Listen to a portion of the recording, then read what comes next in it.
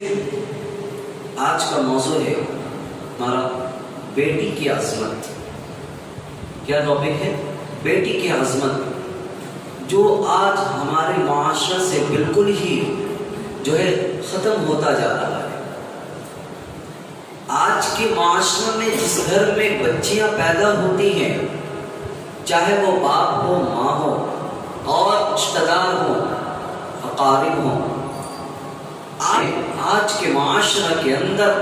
جب بیٹیاں پیدا ہوتی ہیں تو انسان جو ہے اس کے دل جو ہے چھوٹا ہو جاتا ہے. ساس سسر کے دل چھوٹے ہو جاتے ہیں، ماں باپ کے دل چھوٹے ہو جاتے ہیں، اور جو والد ہوتا ہے اس کا بھی دل چہرہ مرجھا اس معنی پر جاتا ہے کہ اصل ہمارے دل کے اندر بیٹی کی عظمت نہیں ہے. ہم اس وقت کو یاد کریں جس وقت جناب محمد رسول اللہ صلی اللہ علیہ وسلم کی تشریف آوری نہیں ہوئی تھی. اس وقت کا ہم محاسبہ کریں تو اس وقت ہوتا یہ تھا. سورۃ النحل کے اندر آیت نمبر 58 اور 59 کے اندر اللہ سبحانہ و تعالی نے فرمایا کہ اس وقت جو ہے کہ جب کوئی بچیاں پیدا ہوتی، جو ہی پیدا ہوتی، انسان وہ جو باپ ہوتا نا، اس باپ کے چہرے جو ہے کالے ہو جاتے تھے. یتوارى من القوم من سوء ما بشر به ايمسكه على هون ام يدسه في التراب الا ساء ما يحكمون. چہرہ کالا ہو جاتا اور وہ بھاگتا پھرتا چھپتا پھرتا لوگوں سے، من قومی یتوارى من القوم، اپنے قوم سے، اپنے لوگوں سے چھپتا ہوا بھاگا پھرتا تھا جو ہی بچی پیدا ہوتی. من سوئی، کس کی وجہ سے؟ بری چیز پیدا ہو گئی ہے. یہ اس وقت کی بات ہے جو ہی اللہ فرما رہے کہ وہ لوگ جو ہے نا بیٹی پیدا ہوتی اور وہ بھاگتے. یتوارى من القوم من سوء ما بشر به، اس چیز سے بھاگتے جس کی اس کو خوشخبری دی گئی تھی کہ بھائی آپ کے گھر میں بیٹی پیدا ہوئی. جو ہی یہ بات سنتا کہ وہ قوم سے بھاگا پھرتا، اپنے دوستوں سے، اپنے احباب سے بھاگتا پھرتا کہ ایسا نہ ہو کہ وہ پوچھ لے کہ تمہارے یہاں کیا پیدا ہوئی اور آپ کو پہلے یہ بری چیزوں کو بتانا پڑے. پھر اللہ فرماتے ہیں اَيُمْسِكُهُ عَلَىٰ هُونٍ أَمْ يَدُسُّهُ فِي التُّرَابِ. وہ خیال کرتا کہ اس نحس والی جو چیز ہے، یہ جو بری چیز جو بیٹی پیدا ہو گئی ہے، اَيُمْسِكُهُ عَلَىٰ هُونٍ، کیا میں اس کو رکھوں باوجود اس کے کہ مجھے ملامت کی جا رہی ہے، میری برائی، اسی کو جو ہے منحوس سمجھ کر رکھ لیا جائے. اَيُمْسِكُهُ عَلَىٰ هُونٍ أَمْ يَدُسُّهُ فِي التُّرَابِ، یا اس کو جو ہے زمین میں دفن کر دیا جائے. دو خیالات لوگوں کے اس وقت ہوتے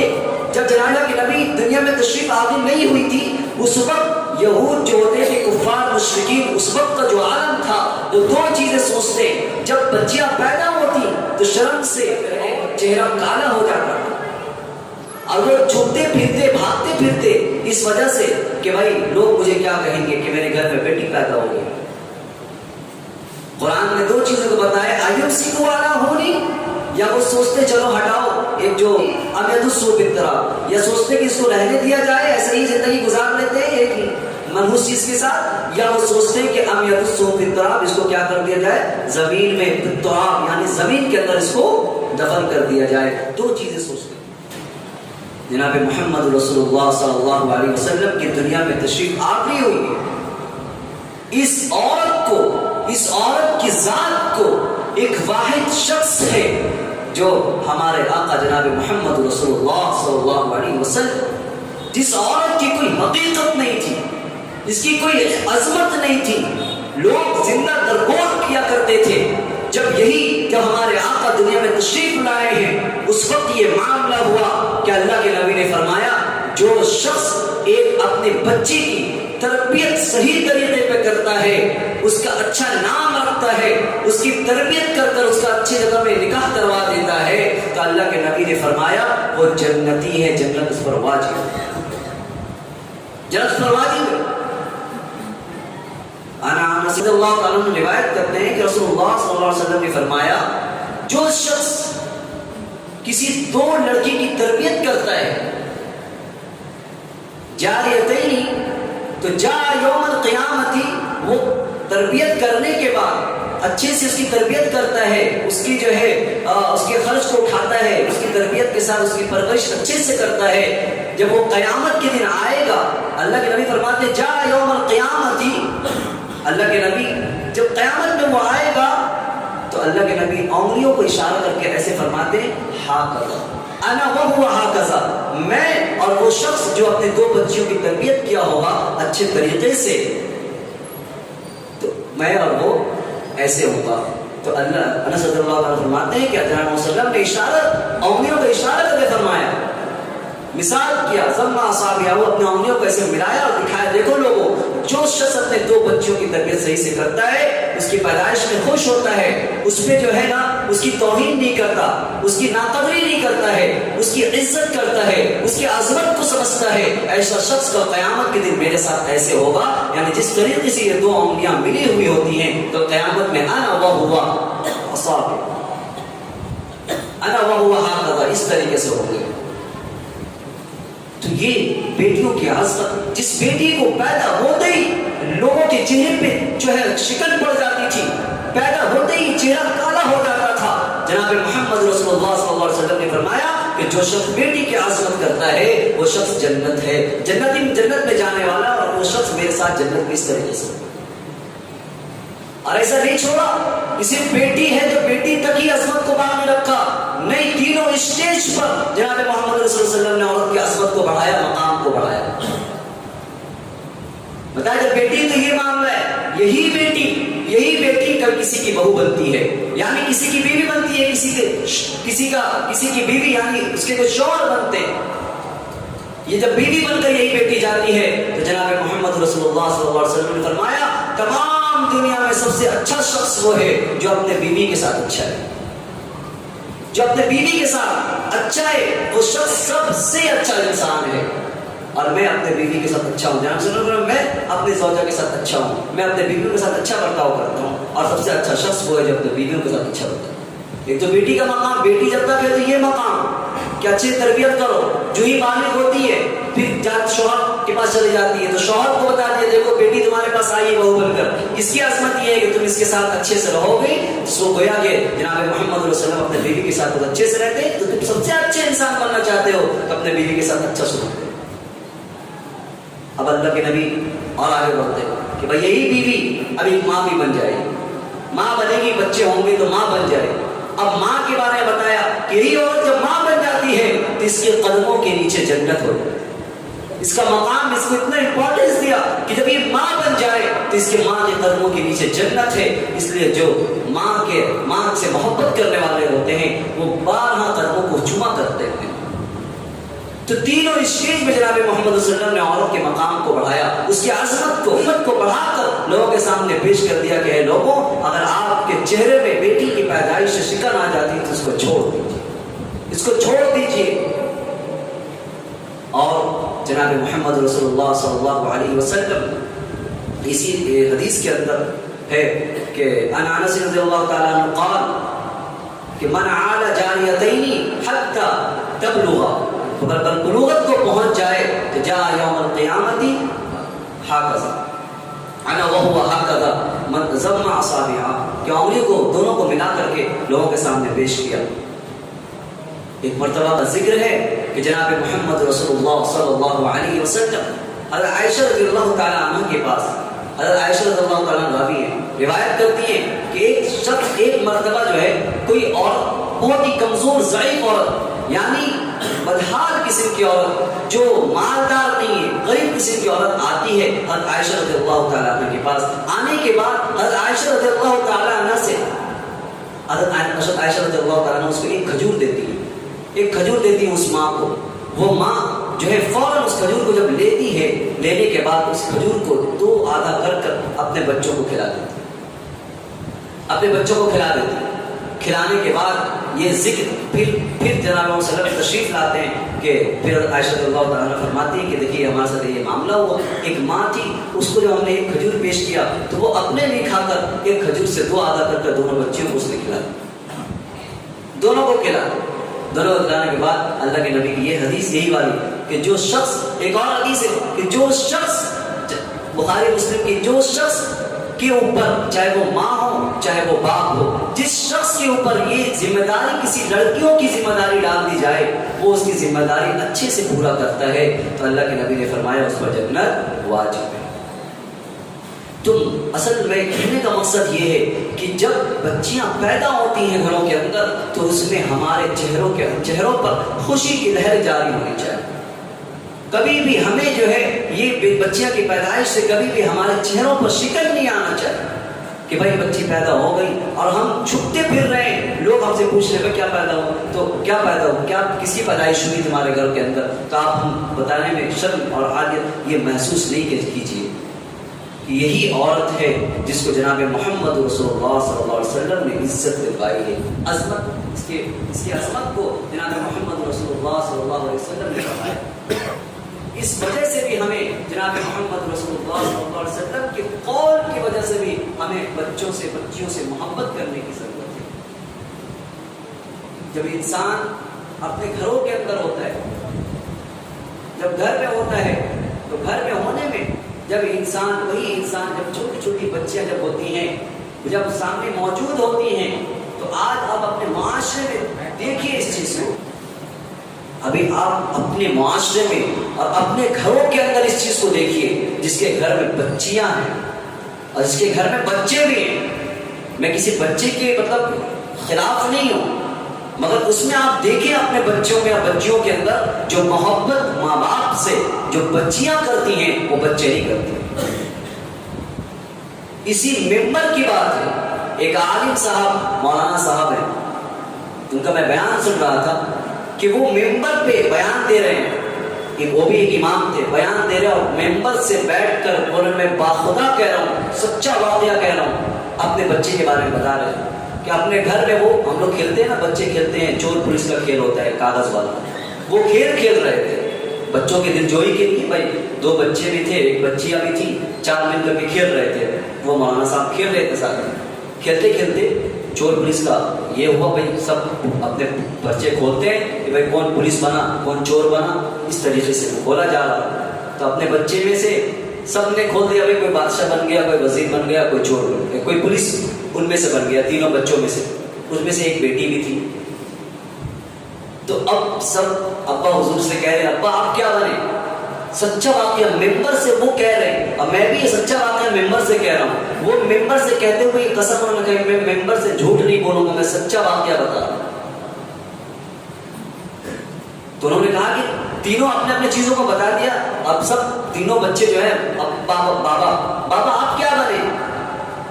تو وہ بیچارے بہت ہی سوچ سمجھ کر بولے بیٹا میں چور بنوں، بیٹا میں چور بنوں۔ جو بھی یہ الفاظ بچے سمجھ رہے ہیں، چھوٹی بچی جو ہے ان کی بیٹی سمجھ رہی ہے کہ کھیل ہے، مگر جو ہی باپ بھی بولتا ہے کہ بیٹا میں چور بناؤں، جو ہی الفاظ سنتی ہے وہ بیٹی آگے اپنے بابا کے گلے لگ جاتی ہے، میرا بابا چور نہیں ہو سکتا، میرا بابا سب کچھ ہو سکتا ہے، میرا بابا چور نہیں ہو سکتا۔ بیٹی کے اندر جو باپ اور ماں کے لیے جو درد ہے وہ بیٹوں کے اندر نہیں ہو سکتا۔ بیٹیاں ایسی ہوتی ہیں، بیٹیوں کے لیے کبھی بھی کچھ نہ سوچیں۔ ایک دفعہ کا اور ذکر میں پڑھ رہا تھا، اس میں ذکر لکھا تھا کہ ایک والد کا انتقال ہو جاتا ہے، والد کے انتقال ہونے کے بعد میت تیار کر دیے گئے باپ کے، اب پورا کفن وفن دے کر کے اس کے چادر اوپر سے ڈال دیا گیا، اب اس کے لاش کو اٹھانے کی باری ہے، تو ایک شخص آ کر باپ کے جنازے پر بیٹھ جاتا ہے، بیٹھنے کے بعد کہتا ہے اس آدمی کا 45 لاکھ روپے میرے پاس، 45 لاکھ روپیہ قرض ہے، اس طریقے سے بولتا ہے، جب تک تم لوگ بیٹے جو ہو نا جب تک قرض نہیں دو گے ہم اس جنازے کو اٹھنے نہیں دیں گے، نہیں اٹھنے دیں گے۔ بچے پریشان ہو گئے، یہ کیا بات، والد صاحب نے تو آج تک ذکر نہیں کیا کہ انہوں نے 45 لاکھ روپے پیسہ لے کر رکھا ہے، انہوں نے کہیں بتایا نہیں ہمیں، ہم کہاں سے آپ کو دیں گے۔ وہ شخص کہتا ہے نہیں، جب تک آپ کہیں سے بھی لا کر دو، جب تک لا کر نہیں دو گے ہم اس جنازے کو نہیں اٹھانے دیں گے۔ اب پریشان ہو گئے بچے، بہت پریشان ہو گئے۔ ان کی ایک بیٹی بھی تھی، ایک بیٹی بھی تھی، اس بیٹی تک خبر پہنچتی ہے کہ میرے والد کے جنازے کو نہیں اٹھایا دیا جا رہا ہے، صرف اس معنی پر کہ وہ شخص کہہ رہا ہے کہ 45 لاکھ روپے میرا جو ہے میرے والد لیا ہوا ہے۔ بیٹی کے پاس جو ہی خبر پہنچتی ہے وہ بیٹی فوراً اپنے تمام سونا کو، اپنے تمام گہنوں کو، اپنے تمام جتنے بھی مال اس کے پاس جمع تھے تمام کو لے کر جا کر سونا دکان میں جا کر، اور وہ کہتی کہ میں تمام چیزوں کو بیچنے کے لیے تیار ہوں، میں تمہیں 45 لاکھ دینے کو تیار ہوں، مگر میرے پاس تو ذلیل مت کرو، میرا باپ مر چکا ہے۔ وہ بیٹی جو ہی الفاظ کہتی ہے اس شخص کو کہ میں تمہیں 45 لاکھ دینے کو تیار ہوں، اور اس نے تمام چیزوں کو بیچنے کا ارادہ کر لیا کہ میں اپنے والد کے قرضوں گی، جو ہی یہ بات آتی ہے وہ شخص کھڑا ہو جاتا ہے۔ وہ شخص کھڑا ہو جاتا ہے۔ وہ شخص کھڑا ہونے کے بعد یہ کہتا ہے کہ دیکھو بیٹا، میں نے یہ پیسہ 45 لاکھ روپیہ میرا قرض اس کے اوپر نہیں تھا، بلکہ مجھے اس شخص کو 45 لاکھ روپیہ دینا تھا۔ تمہارے والد کو مجھے 45 لاکھ روپیہ دینا تھا، مگر والد یہ کہہ کر گئے تھے کہ میرا 45 لاکھ اسی کو دینا جو میرا سچا وارث ہوگا، جو میرا سچا وارث ہوگا اس کو دینا۔ تو میں یہ جو ہے یہ طریقہ اپنایا کہ جو سچا وارث ہوگا وہ سامنے آ کر رہے گا۔ تو وہ بیٹی سچا وارث بنی اور اس نے پورا مال اس کو۔ یہ محبت ہوتی ہے، ایسی بیٹیاں محبت کرنے والی ہوتی ہیں۔ بیٹے بھی ہوتے ہیں مگر بنسبت بیٹوں کے بیٹیوں کے اندر بہت ہی محبت ماں باپ کے لیے، شوہر کے لیے، وہ ایک فطری چیز ہے جو اس کے اندر ہوتی ہے، مگر دل اس کا اپنے شوہر کے لیے، اپنے ماں باپ کے لیے، اپنے بچوں کے لیے بہت ہی زیادہ نرم ہوتا ہے۔ دیکھتے ہیں ماں باپ کو منوانا ہو، باپ اگر کسی چیز پہ نہیں مانتے تو بچے کیا کرتے ہیں؟ ماں کو منواتے ہیں، کیونکہ ماں ایسی ہوتی ہے جب کسی چیز کو ٹھان لیتے کہ بچوں کو دلوانا ہے تو باپ سے لڑ کر، اپنے شوہر سے لڑ کر، جھگڑ کر بچے کی خواہش کو پورا کروا دیتے۔ تو یہی بیٹی کسی کی بہو بنتی ہے، یہی بیٹی کسی کی ماں بنتی ہے۔ تو جب تک بیٹی کی عصمت نہیں ہوگی پھر ہم بیوی سے کیسے محبت کریں گے؟ بیوی سے محبت کی تو پھر ماں سے محبت کا جو آگے کا پروسیس ہوتا ہے، جو شخص اپنے بیٹی سے محبت کرتا ہے اس کو بیوی سے کو بھی ویسے ہی سمجھتا ہے کہ یہ بھی کسی کی بیٹی ہے۔ جو شخص اپنے بیٹی سے محبت کرتا ہے جب وہ ماں بنتی ہے تو اس کو بھی اس کی عظمت ہوتی ہے کہ ماں کا کیا درجہ ہوتا ہے۔ تو جناب محمد رسول اللہ صلی اللہ علیہ وسلم ایسی ذات ہے جنہوں نے جو عورت کو زندہ درگور کیا جاتا تھا، جس کو نحوست اور غلط نظروں سے دیکھا جاتا تھا، بیٹی کی پیدائش سے لوگ بھاگتے تھے، اپنے چہرے کو جو ہے شکن لاتے تھے، جناب محمد صلی اللہ علیہ وسلم نے آ کر بچی جب چھوٹی ہے تو اس کی عظمت کو بڑھایا، جب وہی بچی بہو بنتی اس کی عظمت کو بڑھایا، جب وہی بچی ماں بنتی تو اس کی عظمت کو بڑھا کر، تینوں عظمت کو بڑھا کر عورتوں کا مقام کو اونچا کیا۔ آج کوئی عورت اگر اپنے آپ میں فخر محسوس کرتی ہے اور اپنے آپ کو سوچتی ہے کہ میں مرد سے بہت زیادہ جو ہے آگے بڑھی ہوئی ہوں، تو یاد رکھ لیجیے یہ آپ کا کوئی کردار نہیں ہے، یہ کردار ہمارے آقا جناب محمد رسول اللہ کا آپ کو دیا ہو۔ آپ اگر باہر میں نکل کر جناب محمد رسول اللہ صلی اللہ علیہ وسلم کی سنت کو بحال کرتی ہیں، اگر تمہیں اسلام کا مذاق اڑا رہی ہوتی ہے اپنے ڈریس سے، اپنے چال سے، اپنے چلن سے، تو یاد رکھ لیجیے یہ عزت جو آپ کو آج دی جا رہی ہے یہ عزت جناب محمد رسول اللہ نے آپ کو دیا ہے۔ اس دور میں جب عورت حائضہ ہوتی تھی تو گھروں سے باہر کر دیا جاتا تھا کہ باہر میں جب تک آپ حیض کے حالت میں ہیں آپ باہر رہیں گی، گھروں کے اندر نہیں بیٹھایا جاتا۔ بیوہ ہو جاتی تو گھروں سے باہر کر دیا جاتا تھا، دوسری شادیاں کوئی کرنے کو تیار نہیں ہوتا تھا۔ جناب محمد صلی اللہ علیہ وسلم نے بیواؤں کو اپنے گھروں میں لایا۔ غالباً ایک ہی عورت ایسی تھی جو کنواری تھی، باقی سب کے سب جو ہے بیوہ تھی۔ جناب محمد صلی اللہ علیہ وسلم نے 11 نکاح میں ایک یا دو ایسے ہیں جو کنواری ہیں، باقی سب کے سب جو ہے اللہ کے نبی نے بیواؤں سے نکاح کیا۔ پہلی بیوی حضرت خدیجہ رضی اللہ تعالیٰ عنہ 40 سال کی عمر ہے، نبی صلی اللہ علیہ وسلم نو عمر ہے، 25 سال کی عمر ہے، ایک دم جوان ہے۔ اس وقت جناب محمد رسول اللہ صلی اللہ علیہ وسلم جو ہے پرواہ نہ کرتے ہوئے ایک ایسی عورت جو بیوہ ان سے شادی، یہ امت کو دکھائے کہ دیکھو اس عورت کا کیا عزت ہے۔ ایسا نہیں کہ ہمارے نبی نے صرف کہہ دیا کہ عورتوں کی عزت کرو، عورتیں بہت اچھی ہوتی ہیں عزت کرو، نہیں، پہلے پریکٹیکلی اپنی زندگی میں اللہ کے نبی نے اس چیز کو کیا ہے، اس عمل کو لایا ہے، اس کے بعد لوگوں سے بھی مخاطب کیا، دیکھو لوگوں یہ عورت کا یہ مقام ہے۔ آج ہمیں اپنے گھروں کے اندر اپنے بیویوں کے، اپنے بچوں کے، اپنے ماں کی ہمیں قدر کرنی چاہیے، قدر کرنی چاہیے۔ آج بیٹے ہیں وہ بھی اپنے اپنی عظمت کو سمجھیں کہ یہ عظمت ہمیں کہاں سے ملی ہے. جناب محمد رسول اللہ صلی اللہ علیہ وسلم کی ذات سے یہ عظمت ہمیں ملی ہے. اگر عورتیں ہیں تو اس میں توجہ دیں. آج تک جناب محمد رسول اللہ کے طریقے کو ہالوں میں جا کر, شادیوں میں جا کر, راستوں میں گھوم کر ان کے طریقے سے ہم جو ہے ان کے طریقے کو پامال کر رہے ہیں, ان کی سنتوں کو چھوڑ رہے ہیں. تو اس سے باز آنے کی ضرورت ہے, سمجھنے کی ضرورت ہے, اپنا کردار فاطمہ والا بنانے کی ضرورت ہے, کردار حضرت عائشہ رضی اللہ تعالیٰ عنہ والا بنانے کی ضرورت ہے. عورتیں فاطمہ کے جو ہے کردار کو اپنائیں, عائشہ کے کردار کو اپنائیں. اور جو مرد حضرات ہیں ان سے میں مؤدبانہ گزارش کروں گا کہ جو بچیاں ہیں ان کی خوب سے خوب ان کی عظمت کو سمجھیں, ان کی قدر کریں, ان کی توہین نہ کریں, ان کی ناقدری نہ کریں, ان کی عظمت کو صرف اس لیے سمجھیں کہ یہی بچیاں جو ہیں کہ ہمیں کل جنت تک پہنچانے والی ہیں. اللہ کے نبی نے فرمایا جہنم کی آڑ بنتی ہیں. اور یہ بچیاں جب اس کی جو ہے صحیح سے تربیت کر دی جائے, تربیت میں کیا کرنا ہے, تربیت یہی ہے اس کے اندر حرام اور حلال کی تمیز آ جائے, وہ سب سے نرم سے شفقت سے لوگوں سے بات کرنے والے بن جائیں, ماں سے ادب سے بات کرنے والے بن جائیں. یہی تو ادب ہے, یہی سکھانا ہے. بس حد تک وہ تب لوگ جب تک وہ بالغ نہیں ہوگی جب تک آپ وہ کرنا ہے. 16 ایئر 15 ایئرس آپ کو محنت کرنی ہے, خوب اچھے سے محنت کر دیجیے. اس کے بعد بالغ ہو جائے تو اللہ نے فرمایا جب بالغ ہو جائے بچیاں تو فوراً اس کی شادی کرا دو. اگر بالغ ہونے کے بعد تک تم شادی نہیں کراتے ہو تو یاد رکھو اللہ کے نبی نے فرمایا کہ وہ بچیاں جو جتنے بھی گناہ میں ملوث ہوں گی, جتنا بھی حرام کام کریں گی, سب کا گناہ آپ والد کو دیا جائے. اس لیے بالغ ہوتے ہی 17 18 سال 19 سال کے اندر بچیوں کی شادی کی ترغیب کریں جائے, بچوں کو شادیاں کرائیں.